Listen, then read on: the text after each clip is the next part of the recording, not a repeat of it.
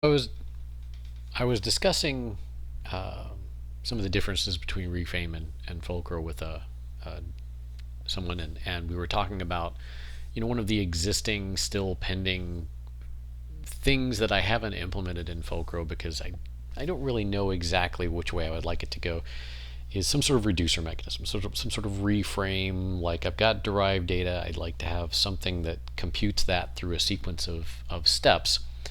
And I generally don't personally use such a thing, nor do I have a great use for it in a lot of the apps that I write. But I do see the advantages of it. I also see some of the challenges with you've got this disconnected system of things that run calculations, and it's kind of hard to trace those.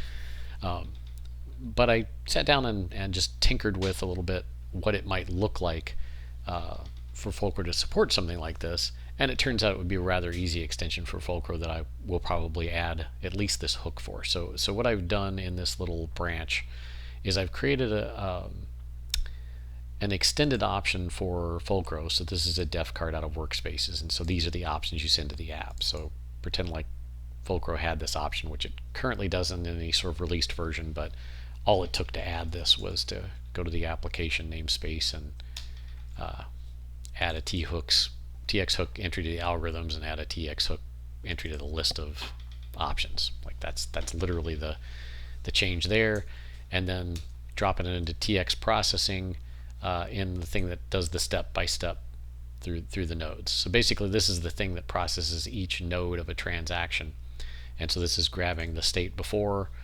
running the processing of that node, right? Optimistic updates, queuing network sends, distributing results, seeing the state after all that stuff's happened, and then if there's a TX hook running it. That's all the changes I've made to Fulcro here. It's roughly what is that? 3, 4, 5, 7 lines of code. And so this gives us a way to hook into the transaction system. The transaction system is pluggable. You could redefine all of the logic for the transaction processing, but in this case, really all we care about is being able to know. I did think about using the state atom and a watch on that, but a watch on the state atom, it's too fine grained. I'd rather see, a whole bunch of like a unit of processing around like a mutation node is what triggers the transaction hook, as opposed to every little swap and bit twiddle that you do on state, makes you have to look at what's going on. So then I wrote this little demo app in a card where I'm adding a transaction hook that I'm calling reducer TX hook, just to play with what it might look like to implement such a thing. So I've got a top component here where I'm querying for X, a sublist of children, and then this general fact I've namespaced into all known sales total. And so the idea of all known sales total is this is going to be some fact in my database that I'd like to come in on this query. And of course I could make these root and use ident, link queries to jump to the root fact. But for this demo, I thought, well, wouldn't it be interesting if you could just say, I want that, and something will resolve it for you. So then now it acts a bit like, beginners sometimes think that the query in an individual component knows how to get its data straight away without being like co-located with something or in a tree. And so what I'm saying here is, let's pretend like we could make some sort of prop that's just auto-resolved for us. We don't actually, through our mutations, put that there. We just want it to magically appear. We want to state our intention that we'd like to know the total of all known sales in this top component. Now, technically, I could, of course, walk the tree and calculate them all. They're in the children. But I'm just going to print it. I'm not going to do any such thing. I'm not going to do any derived. You see, this is just a div, paragraph, a couple of buttons, regular transact, and set integer. Nothing special there. Then I'm going to make a mutation for making a new sale, and all it's going to do is call this add sale helper that's just merging a new sale with a new ID and some random amount, which I'm generating here, number between 0 and 10 basically. And it's going to append that to, in this particular case, child 2's sales. So that's straightforward Fulcro code. Again, notice I'm not doing anything about this all sales total. And then up here in this child, I'm going to ask for another, just like generated data. I'm not going to say anything in the UI in the parent or here about this generated data thing. These guys are, of course, part of this initial state, and they pass down through the initial state of sale. And then I'm just going to show the generated data here and the map of sales. So walk up to sale, query for sale and sale amount, just showing that I've got those sales entries. So that's actually the entire UI for this application.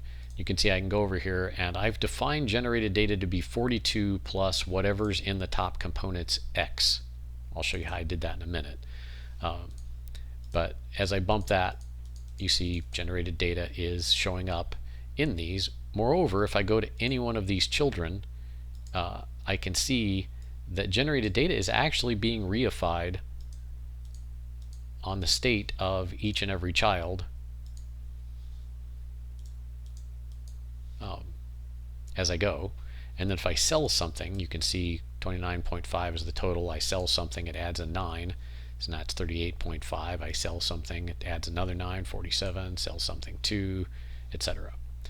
So you can see the UI is working the way I'd want it to in terms of the definitions I've made. So the definitions I've made are just, I want to register a reducer for generated data, and it's going to look at the after state of the database and add 42 to whatever's in component ID top X.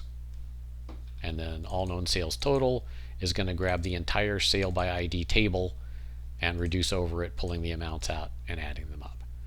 So by just registering these two reducers, I'm going to get these reified things plugged into my model for me. Now, it's interesting how this is actually implemented, and you could do all sorts of interesting things with this sort of system, but I did just want to just show you an idea of one way of going about this. Of course, there's all sorts of dependency analysis. You could probably just pull the reframe whole signal graph mechanism out and use it in a similar way here. Remember though that this is a normalized database. We have components, we have queries, we have ways, we could also register data dependencies here and do dependency analysis as an optimization. There's all sorts of cool additions we could add to this, but let's just show you one idea of how you could implement these so they work the way I've shown, where they really actually reify their values onto the components themselves, which is a form of caching. Right, so now if this whole UI re-renders for some other reason, I don't have to rerun the reducer system to recalculate those values. They could use some sort of dependency analysis mechanism to know they don't need to update. The frame could re-render, and the values are already in the appropriate places. So this is sort of the way Fulcro typically does it. Right, it's a reified view in the database. So it's really quite straightforward with the built-in internals of Fulcro. Fulcro keeps an index for every prop you query, so generated data, sale amount, sale ID, every one of those properties, there's an entry in the indexes from that property name, for example, sale/ID, to all of the classes, in this case sale, that query for it. Then there's another index that keeps track of which class, for a given class, what on-screen React instances are there.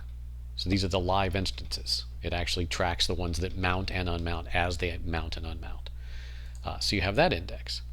So really, all we've got to do is figure out some optimal way of calculating the generated data, and I've got a comment here about how you could optimize this in various ways, but for the moment, just proof of concept, I'm just doing a quick reduce where I'm just associating the property of the generated data with the reducer for the generated data, the function call. So this goes through and gives me all my generated data.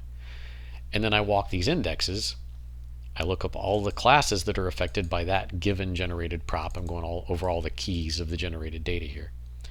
Getting all the affected classes, and then for each affected class, I'm accumulating all of the components that are mounted instances of that class. And notice I'm reducing over the state map, so I have to return a new state map from this transaction. I'm sorry, I'm swapping on the state item, so this function needs to return a new version of the state. So I'm doing a nested reduce on states. So this reduce goes on to this reduce. I've got all the affected on-screen components. I can ask each of those component for its ident, conj onto that the prop. There's the path I need to put the new value on. Assoc derived state, path, new generated value, done. So whole 38, what is it?